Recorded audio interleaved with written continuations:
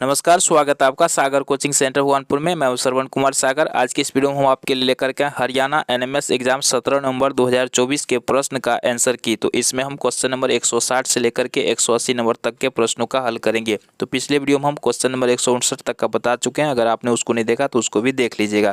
तो चलिए वीडियो को शुरू करते हैं। एनएमएस एग्जाम का आंसर की डाउनलोड करने के लिए आपको गूगल में चले जाना है और यहाँ पे आपको लिखना है STUDY और उसके बाद आपको लिखना है मंदिर। ठीक है, यहाँ पे स्टडी मंदिर आप लिख करके सर्च कर दीजिएगा। ठीक है, यहाँ पे हम सर्च कर देते हैं। जैसे ही सर्च करेंगे हमको स्टडी मंदिर का ऑफिस ये वेबसाइट मिल जाएगा। इस पर टच कीजिएगा और यहाँ पे थोड़ा सा यहाँ पे देखिए आप साइड में आपको 3 डॉट दिखाई देंगे। ठीक है, तो इस पर क्लिक कर दीजिएगा।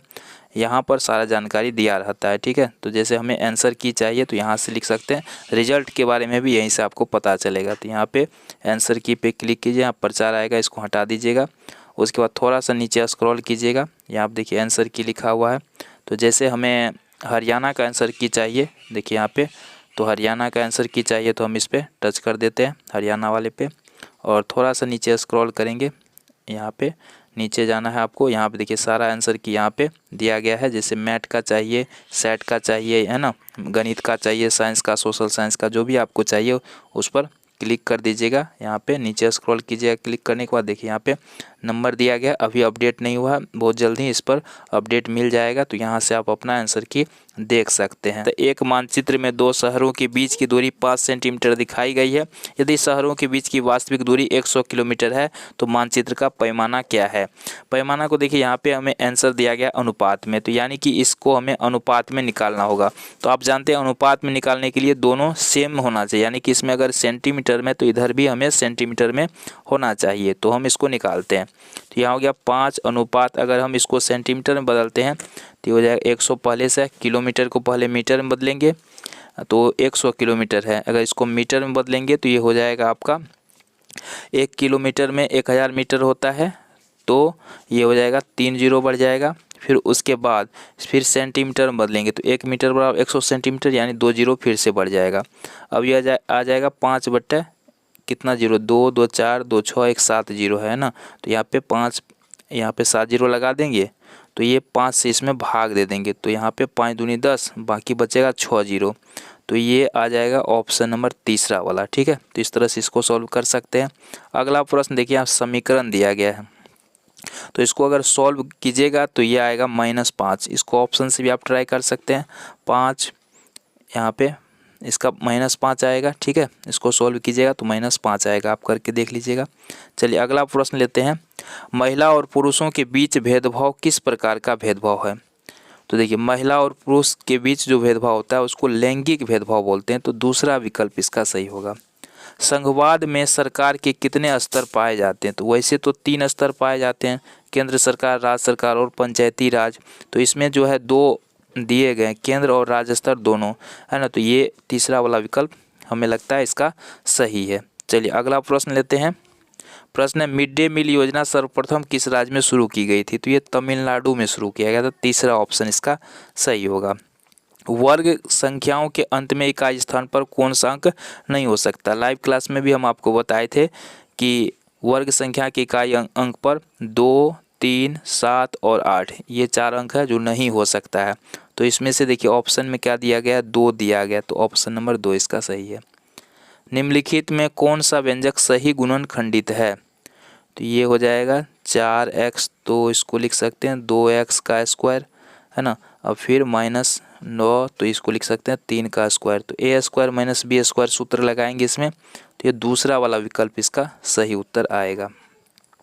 निम्नलिखित में कौन सी एक परिमेय संख्या नहीं है।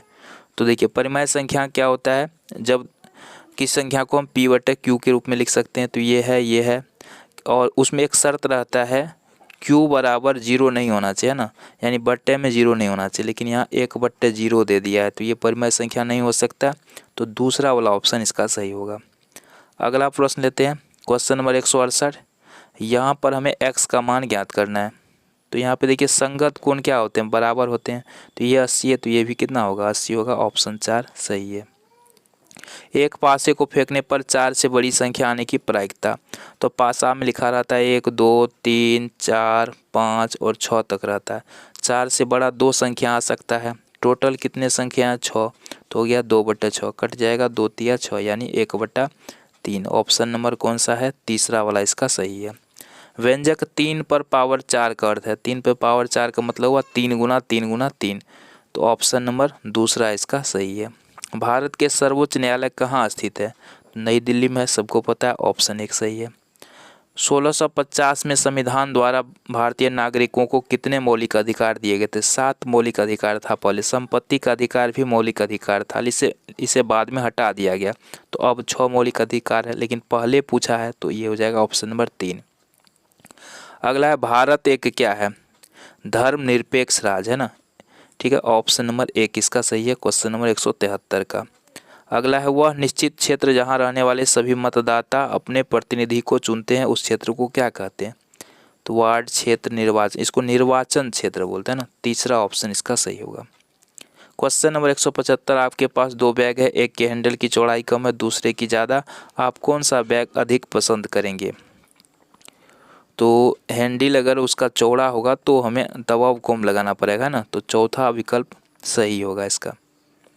अगला देखते हैं क्वेश्चन नंबर 176, निम्न में से किसे घर्षण द्वारा आसानी से आवेशित नहीं किया जा सकता है, तो एक प्लास्टिक का पैमाना, ऑप्शन 1 सही होगा। आँख कान नाक गले का डॉक्टर जो है जांच के लिए किस दर्पण का, अवतल दर्पण का उपयोग करते हैं, काफ़ी आसान सा प्रश्न है। आदिवासी शब्द का मतलब होता है मूल निवासी, पहला ऑप्शन सही होगा। घरेलू हिंसा महिला संरक्षण ये 2005 में लागू हुआ था, ठीक है, ऑप्शन 1 सही है। एक वृत्ताकार घड़ी की 1 मिनट की सुई, हम देखिए 14 से यहाँ पे परिधि निकाल दीजिए, परिधि बराबर क्या होता है 2πr, तो ये हो जाएगा 2 गुना 22/7 गुना हो जाएगा 14, तो यहाँ कट जाएगा 7 दूनी 14, 22 दूनी 44 दूनी 88 सेंटीमीटर इसका आंसर हो जाएगा। तो इस प्रकार से हमने सेट के सभी प्रश्नों का आंसर की बता दिए हैं, तो आप कमेंट में बताइएगा कि आपका टोटल कितना रहा है। तो और जो है मैथ पेपर भी जल्दी लेकर के आएंगे, चैनल अपने सब्सक्राइब कर लें, वीडियो को लाइक करें, शेयर करें, धन्यवाद।